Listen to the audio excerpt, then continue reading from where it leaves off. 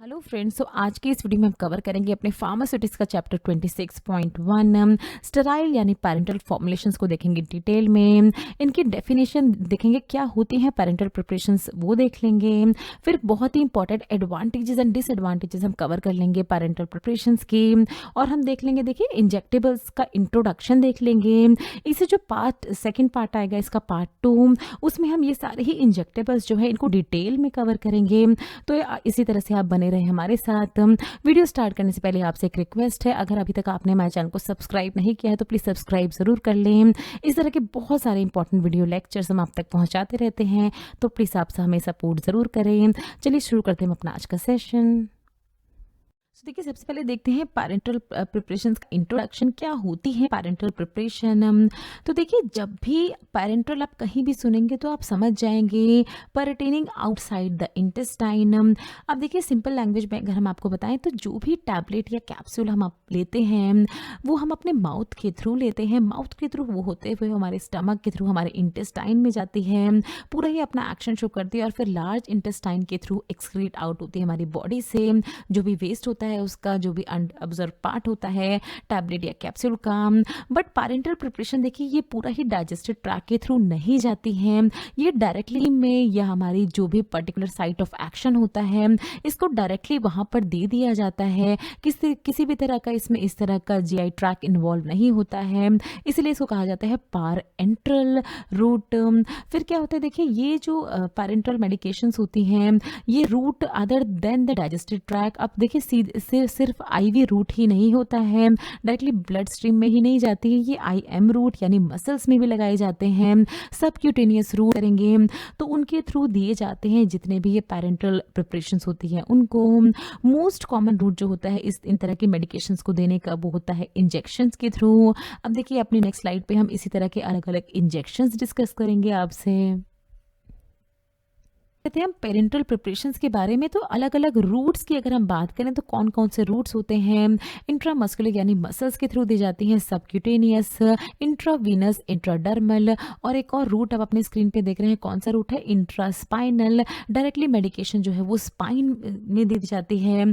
तो इन सभी रूट से मेडिकेशन देने में के लिए सबसे इम्पॉर्टेंट बात जो है समझने की वो ये है कि जो भी प्रिपरेशन दी जाती है पेरेंटल रूट से वो ज़रूर बिल्कुल ही फ्री होनी चाहिए किसी भी तरह के फॉरेन पार्टिकल से। किसी भी तरह की प्रोडक्ट में फिजिकल, केमिकल या माइक्रोबियल ग्रोथ नहीं होनी चाहिए। ऐसा क्यों होता है? क्योंकि देखिए, ये प्रिपरेशन जो है डायरेक्टली हमारी बॉडी के फ्लूइड्स में पहुंच जाती है, यहाँ पर ब्लड स्ट्रीम में पहुंच रही है या मसल्स में पहुंच रही है। अगर किसी भी तरह की लापरवाही की गई इसकी मैन्युफैक्चरिंग या इसकी प्रोसेसिंग के दौरान, तो हमारी बॉडी के लिए बहुत ही ज़्यादा डेंजरस साबित हो सकता है, इवन फेटल तक हो सकता है, जान भी जा सकती है। तो ये बहुत ही ज़्यादा प्रिकॉशन लेके इस तरह की प्रिपरेशंस को बना। एडवांटेजेस की अगर हम बात करें पेरेंटल प्रिपरेशंस के, तो सबसे पहले इसकी एडवांटेज होती है कि जो पेशेंट ड्रग ओरली नहीं ले सकते, मान लीजिए बहुत ही इमरजेंसी कंडीशन में है, तो उन लोगों को तो देखिए माउथ के थ्रू दी ही नहीं जा सकती टैबलेट या कैप्सूल। उस केस में बेस्ट काम करती हैं इसी तरह के पेरेंटल इंजेक्शंस। दूसरी कि ये जो पेरेंटल प्रिपरेशंस है ये फास्टर ऑनसेट ऑफ एक्शन करते हैं। बायो अवेलेबिलिटी जो है इसकी अच्छी होती है as compared to the other dosage form. Faster onset of action इसलिए करते हैं क्योंकि लिवर के थ्रू फर्स्ट पास मेटाबॉलिज्म इनका नहीं होता है। जो भी ड्रग ओरली ली जाती है टैबलेट या कैप्सूल, वो कंसंट्रेशन में, एक एग्जांपल के तौर पे आपको समझा रहे हैं, अगर 100 कंसंट्रेशन में ये ड्रग दी गई है तो ब्लड स्ट्रीम में इसका खाली कितना पहुंचेगा, 50 कंसंट्रेशन ही पहुंचेगी। जबकि जो ड्रग पैरेंटल प्रिपरेशन की फॉर्म में दी गई है तो ड्रग ये ब्लड में हमारे 100 अगर दी है तो 100 ही पहुंचेंगी। तो बायो अवेलेबिलिटी बहुत ही अच्छी होती है इन तरह की प्रिपरेशन की जो कि पेरेंटल रूट से दी जाती हैं। फिर क्या बताया गया है आपको, जो बायोलॉजिकल प्रोडक्ट्स होते हैं, मान लीजिए जो पेप्टाइड हार्मोन्स दिए जा रहे हैं, जितनी भी वैक्सीन होती हैं, टॉक्सॉइड होते हैं, एंटीटॉक्सिस होते हैं, वो मोस्टली इसी रूट से दिए जाते हैं, पेरेंटल रूट से ही दिए जाते हैं। और ये बेस्ट है उन ड्रग्स के लिए जो कि फर्स्ट पास मेटाबॉलिज्म जिनका बहुत ही ज़्यादा होता है, लिवर के थ्रू बहुत ही जल्दी मेटाबोलाइज हो जाती हैं। तो बेस्ट रहता है कि लिवर तक वो पहुँचे ही ना, ताकि उनको ओरली लिया ही ना जाए, डायरेक्टली उनको जो भी हमारे बॉडी के फ्लूइड्स होते हैं, हमारा ब्लड ब्लड हमारी मसल्स उनमें ही इंजेक्ट कर दिया जाए। तो ये सारी एडवांटेजेस होती हैं पैरेंटल रूट्स की। अब देखिए किसी भी रूट की अगर एडवांटेज है तो उसकी डिसएडवांटेज भी होती हैं।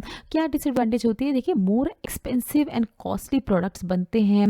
अगर हम टैबलेट या कैप्सूल की बात करें तो उनको बनाने में जो कॉस्ट लगती है वो काफ़ी कम होती है। इंजेक्शंस काफ़ी कॉस्टली प्रिपरेशंस होती हैं इनकी, क्योंकि बहुत सारी चीज़ों का ध्यान रखना पड़ता है। Potential for infection at the site of injection, तो जैसे भी हमने बताया था आपको कि ये इंजेक्टेबल रूट से ही दी जाती है पैरेंटल प्रिपरेशंस। तो साइट ऑफ इंजेक्शन, मान लीजिए अगर हाथ में किसी साइट पे इंजेक्शन लगाया है तो वहाँ इन्फेक्शन के चांस हो सकते हैं अगर इसको पैरेंटल रूट से दिया जा रहा है प्रिपरेशन को।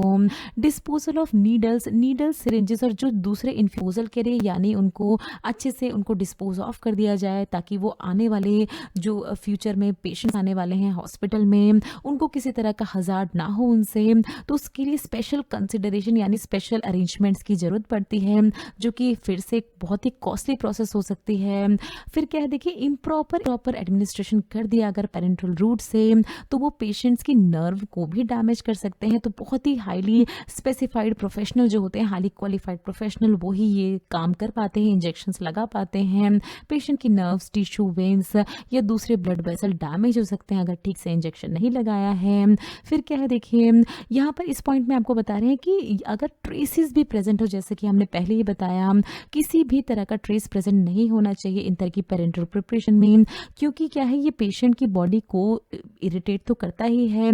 साथ ही साथ अगर स्टेरलाइजेशन में देखिए जो पेरेंटल प्रिपरेशंस होती हैं उनको dry heat sterilisation and autoclave के थ्रू स्टेरलाइज किया जाता है। तो अगर इस तरह का कोई भी फिजिकल या केमिकल कंटामिनेंट प्रेजेंट है तो वो उस थर्मल स्टेरलाइजेशन के दौरान प्रोडक्ट में चेंजेस भी ला सकता है। तो बहुत ही ज़रूरी है कि इस तरह के प्रोडक्ट को कंटामिनेशन फ्री रखना है। तो ये कुछ डिसएडवांटेजेस होते हैं पेरेंटल प्रिपरेशंस की।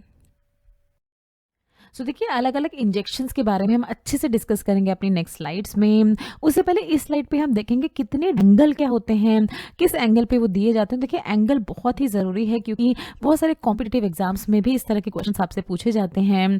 तो पहले हम जान लेते हैं हमारी इसके अलग अलग टिश्यूज़ के बारे में जहाँ पर ये दिए जाते हैं इंजेक्शंस। वेन्स में सबसे पहले देखिए सबसे ऊपर वाली लेयर होती है हमारी स्किन की एपिडर्मिस। एपिडर्मिस वो लेयर होती है स्किन की जिसको आप टच कर सकते हैं, फील कर सकते हैं।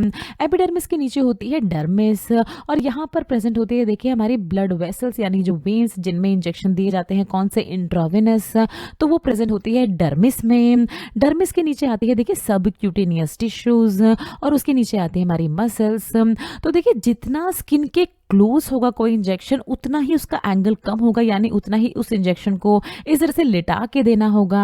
आप देख रहे हैं इंट्राडर्मल इंजेक्शन जो कि यहाँ दिया जाता है एपिडर्मिस और डर्मिस के एक्चुअली बीच में दिया जाता है इंट्राडर्मल इंजेक्शन। इसका एंगल क्या है, देखिए 10 से 15 डिग्री के एंगल पे इसको दिया जाता है।